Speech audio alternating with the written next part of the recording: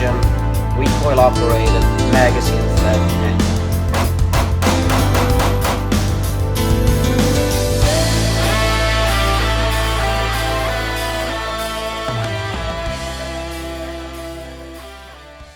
What's up everybody, this is the Mad Swede. Today I want to talk about a living legend, the model 1911 pistol. I want to talk about general maintenance so that you can ensure that your 1911 runs as smooth as possible.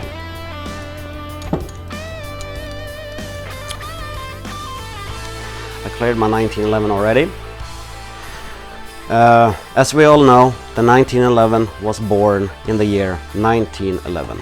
Therefore, the design is over 100 years old. Even though she may be old, but she still outshoots most modern polymer handguns. It also helped winning 2 world wars, nicknamed Yankee Fist. Chambered in 45 ACP. ACP stands for Automatic Colt Pistol. All steel construction, and due to her age, she is a different animal.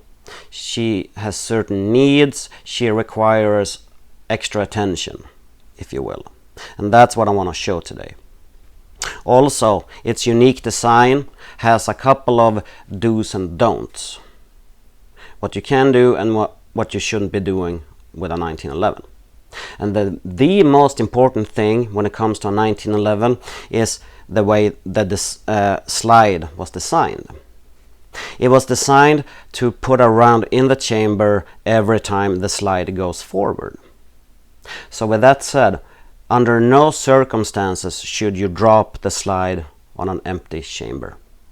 Don't do it. Because if you do, you are risking to knock your sear out of alignment. The sear is a part of your firing mechanism and it's located in here. If your sear goes out of alignment, not a good thing. So, today, as always, I will not be using live ammunition. I'm gonna be using my dummy rounds. Okay? Okay. I now have a loaded magazine in the pistol. Now I can drop my slide. There we go. I now have a round in the chamber. That's fine. Remove the magazine. Okay. Now I'm gonna clear my pistol.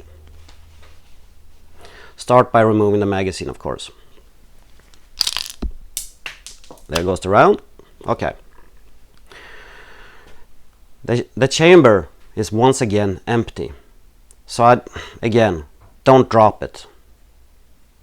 Just let it grab it firmly and just let it slide forward like so. Be gentle.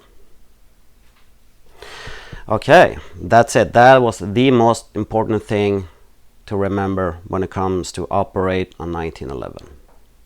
Now, let's take this thing apart and let's see what we got in there.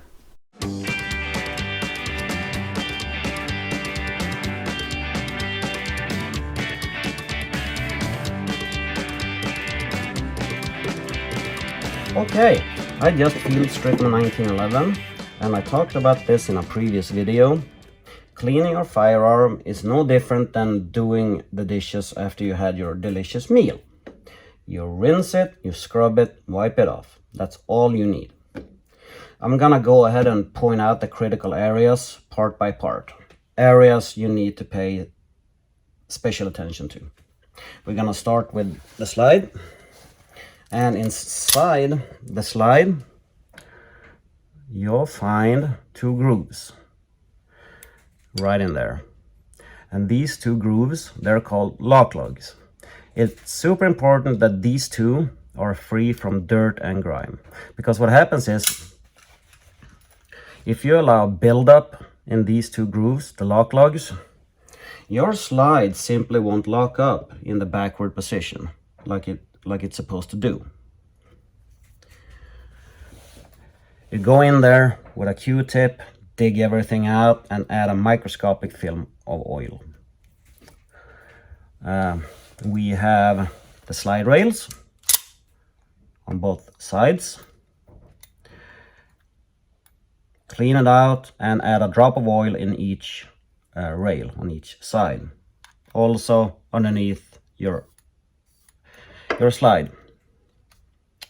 Same thing goes in the front where the barrel bushing is fitted. You find a lock lug in there as well. Make sure that one's cleaned out so the barrel bushing fits without any hinder. Your barrel bushing needs to be flush to the slide, because if it's not flush, you will shoot it. It will come off next time you shoot your pistol, and that's not good. The extractor. Let me see. The extractor. If you allow buildup on the extractor, you will end up with a feeding problem, because your extractor would be too dirty to grab your spent shell casing, and you will end up with a feed problem. Lock lugs, slide rails, barrel bushing lock lug. Highly important areas. Pay extra attention. We have the slide. Slide rails, again, on both sides. Clean it out. Microscopic film of oil on every rail. If you feel like it's necessary, you can always add a little film on your feed ramp, located right there. If something is hindering your hammer from moving, you can always go in there with a Q-tip, dig it out, and add a little drop of oil in there. Basically, the rule of thumb, if you see a dry area on your 1911, put a little drop there. We got the barrel, and on the barrel you'll find two corresponding lock lugs, two grooves. Again, keep it clean and add a little microscopic film of oil. Barrel link needs to be able to move freely, clean and lubricated. Now, I like personally, I like to add 2 drops of oil on the barrel and rub everything in like this, because this barrel, it's gonna rub against your slide. So therefore I like to keep it lubricated, the entire barrel. If you're planning on storing your firearm for an extensive period of time, I recommend you to add 2 drops of oil to your bore snake and run it through the barrel, so even the inside of the barrel stays lubricated. Guide rod spring, or recoil spring if you will, free from dirt and grime, a little drop of oil, that's it. Because what happens is, when you're performing your function check later, the entire pistol will lubricate itself. It will even out those drops of oil. Slide release latch, same thing. Everything needs to be cleaned up and lubricated. Barrel bushing inside of it, so it fit the barrel. And the recoil spring cap. When it comes to the magazine, you don't really need to pay that much attention to your magazine itself. But as you can see, I have wear and tear on mine. So what I like to do is rub a little oil on the magazine body. And of course I want to make sure my magazine spring moves without hinder, like so. This is